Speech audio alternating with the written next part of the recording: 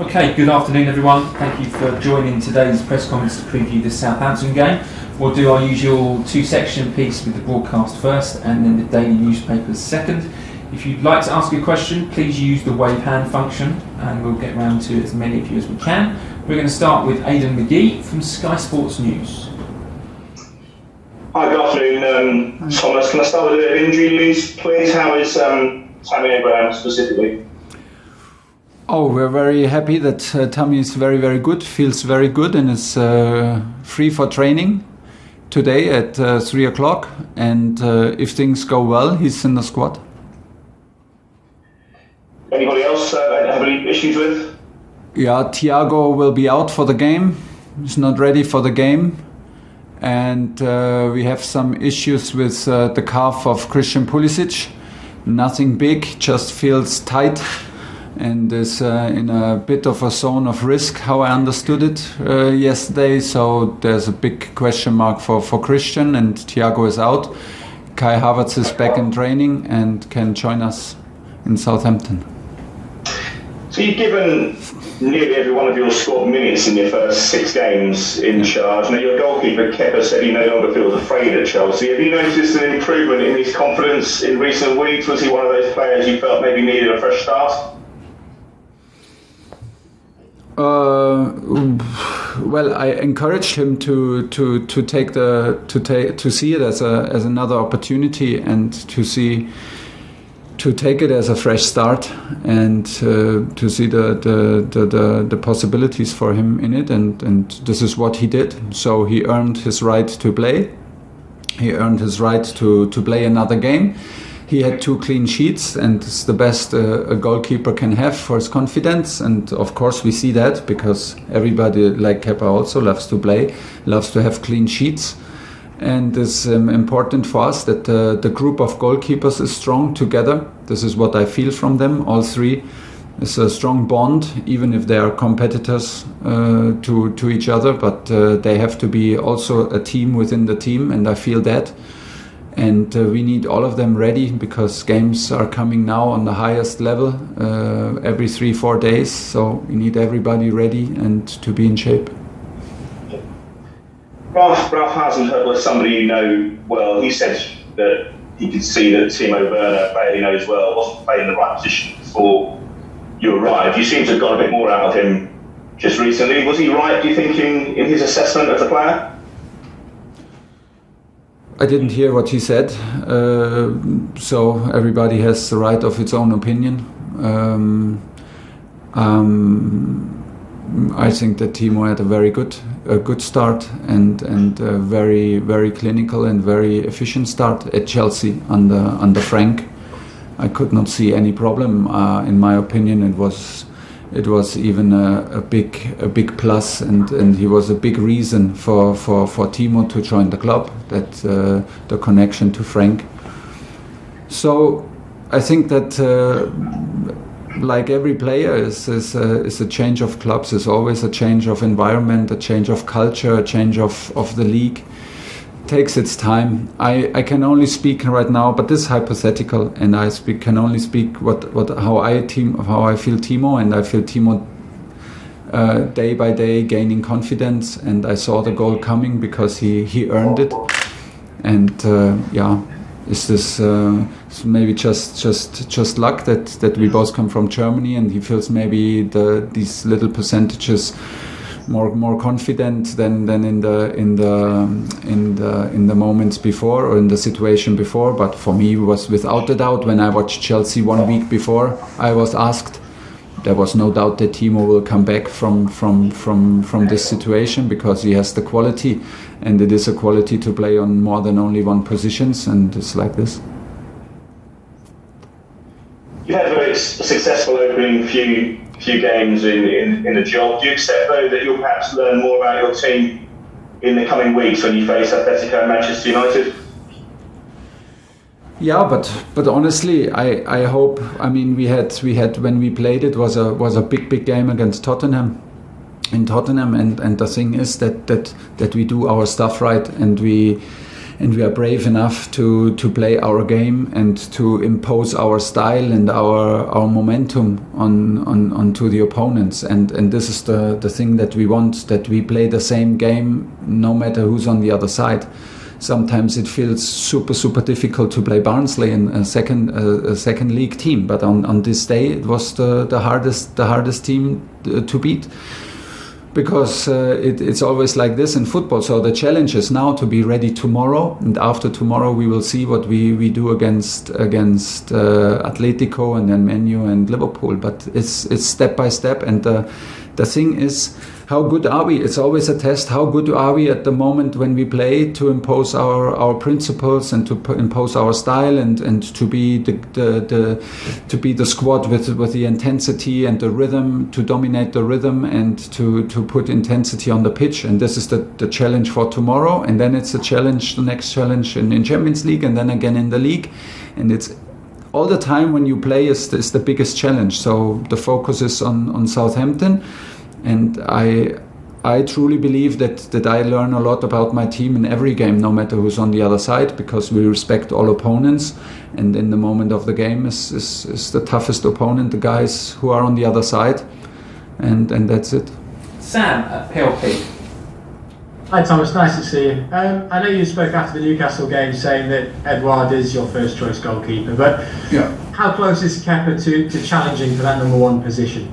I don't know, and nothing has changed, and Edu is the number one, and he deserves to be the number one, and this is a sensitive position where you need to be clear, and you cannot hide your opinion in press conferences or in of course not in the dressing room. Things have to be clear, and you cannot be afraid of it, and we are not, and so things have not changed. But like I said, we need 3 strong goalkeepers, and we need everybody ready.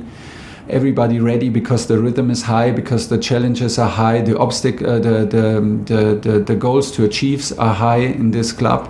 We need everybody, not only 3 goalkeepers, we need all 20, 21, 22 guys in the field to be ready now. Whatever is needed. If we need them 5 minutes, you have to be ready for 5 minutes. If we need them from the beginning, it's from the beginning, half-time. If you have a bad decision, you're not in the squad, maybe next time we need you, you have to be ready. This is the topic for the next weeks, and this includes Kepa. And I can only repeat myself, Kepa did 2 good matches, he had 2 clean sheets. This is the best he can have for his confidence, but it's also what we expect from him. The best performances, and nothing has changed. Edu is number one. Simon Stone, BBC. Hi, Thomas. Well, Hi. it's been very a lot of matches and difficult, I would imagine, for you to work with the players. What have you learnt in your short time at the club so far, and how will that help you going into this period with the Champions League? I experience incredible work ethic from the players. They are hungry, they are eager to improve, eager to compete. They are hungry to compete as a team. This is the most important. I feel them all together as a group.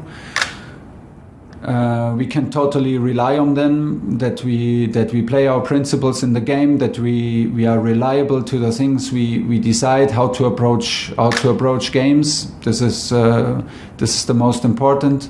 And if we have less time on the training ground, we work in the media room, we work in video sessions, and we prepare the games, and we use the games to improve, and we use the games to get used to each other.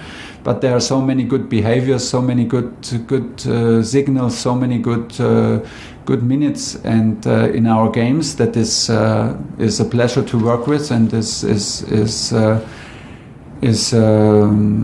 a very, very good level from where we want to improve, because this is the challenge in top sports, to improve every day, to take every day carefully, and to appreciate every day on the training pitch or in the games, and to use it for improvement. And this is the feeling that I absolutely have, and where I'm 100% involved, and this makes me happy, because this is why I'm coach. Do you trust them already? For sure, there's no reason not to trust them. They delivered from the first minute that we are here. Like I said, it's not only trust because of results, it's trust because of how we interact, how they behave every day here in Cobham, out on the training pitch, and in situation under stress. That means in the games. And there is no reason not to doubt them. From now on, we try to improve, we try to push, we try to guide them, and I feel totally included in that process, and I feel a very strong bond between the players. And I can only repeat, this is a pleasure to be here, a pleasure to work with the guys. This is why I became coach. Nick Purell, PA. Hey Thomas, you must be relieved about Tammy avoiding a serious injury, because obviously you said you were worried. And I just wondered about Fikayo Tomori. Frank Lampard always said he had a long-term plan for Tomori to come back and make it long-term at Chelsea. I just wonder, is he in your plans for the long-term too? Obviously he's on loan at the moment, but would you like to see him back at Chelsea in the long-term? To be very, very honest, right here, I did not spend too many minutes thinking about Tomori, not because I don't like him, not because I don't see his potential, but there was simply no time. So every minute I spent here in Cobham was the minute for the guys who are here. It's tradition in Chelsea that many players are on loan and get minutes somewhere else when they cannot make it to regular minutes in here. This is good because it is always the target for me to have players who can make it in different circumstances, who can show their qualities in different cultures and different clubs. This is always a good sign. So we will have this talk in the next weeks and months about all the guys who are abroad, about all the guys who are on loan. But of course, I have a general impression of Tomori, which means that he has of course high potential. But I'm not into details right now. This will come when time comes for that. Last two in this section. We're going to start James Ollie, and then last one Jerry Cox. James. Hi Thomas, it's sort of a two-parter on Christian Pulisic, if I can. You mentioned he's got another small injury problem. Yeah. Frank Lampard talked about some concerns about managing his fitness because of his history with injuries. Is that something that you're wary of? And also there's been some speculation this week about whether he could maybe leave the club in the summer. Do you see his future at Chelsea? Yeah, today clear yes, but it's not only my point of view, we have to see, but for me clearly yes. Because Chelsea bought Christian for a reason, for his quality, for his potential, and it's our job to bring out the best in him. He proved in many weeks that he has the level to be a Chelsea regular player, to have a big impact in this club. It's a challenge now to hold this level, to improve, and to maintain the level and to keep improving. We are not concerned, we are not worried, but physical department, medical department is on that. Now we have little issues in the calf. He stopped training yesterday before it becomes an injury. So I would not say that it's an injury. It's in the moment it's a risk management to not be even injured. That relies to his history of having injuries. So we do not want to enter in the same cycle. It's sometimes like this, and the main thing for Christian is to stay positive, keep the head up, and like I said before, be ready, because he can have a big impact when he starts, and he can have a big impact when he comes from the bench with his intensity. And there are absolutely no decisions made for summer. There's simply no time for that in the moment, and this is not the moment now. And there is today no need to think about Christian. Last question, Jerry Cox. Morning, Thomas. Hi. A lot of fans are wondering about Hakim Ziyech. He's not getting a lot of game time. Is it because he's not 100% fit, or is it perhaps Callum Hudson-Odoi is doing a great job on that side? It's my fault. Actually, it's not his fault. It's my fault. It's my decisions. It's my hard decisions in the moment for Mason, for Callum, for Christian sometimes. and on the half positions where we see him the strongest. It's the same for Hakim in the moment, and for some other players. There were some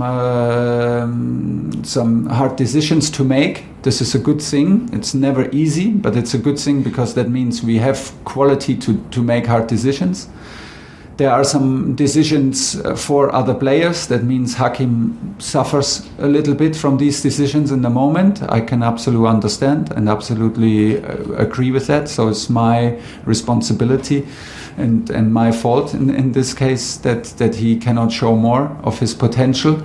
But when I look at the rhythm, when I look at the schedule for the next day, we can be sure that we need all of our players. The squad is not too big, and no matter how hard times for you personal I cannot say one bad thing for Hakim. He had a good training session yesterday. He's working hard. He needs to show that he's ready, because when the moment comes, and I cannot tell you now when the moment comes, but when it comes, we expect the best Hakim Ziyech, and this is not easy. I can absolutely agree and understand and admit, but this is how it sometimes is during some moments. It can be in a club like Chelsea, with a squad that keeps winning, and was a little bit out of that squad that started winning.